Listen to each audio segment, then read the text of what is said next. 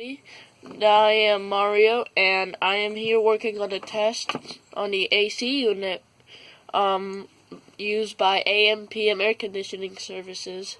And here we have an AC unit with a UV light.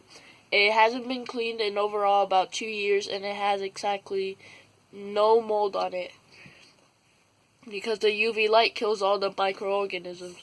Now on the other side of the coil,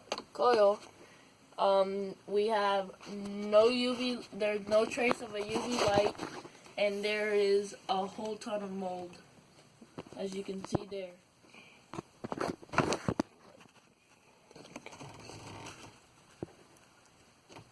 that's inside the coil where the UV lamp Doesn't hit.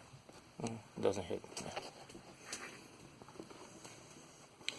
And this is again the clean side where the UV lamp hit it all. Okay, you keep the whole system clean.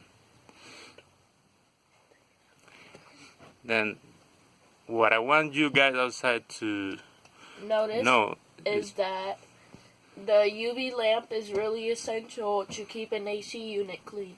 And this is why we made this video for you guys. Thank you. This has been AM/PM Air Conditioning Services. And Paul Coney, thank you and have a good day.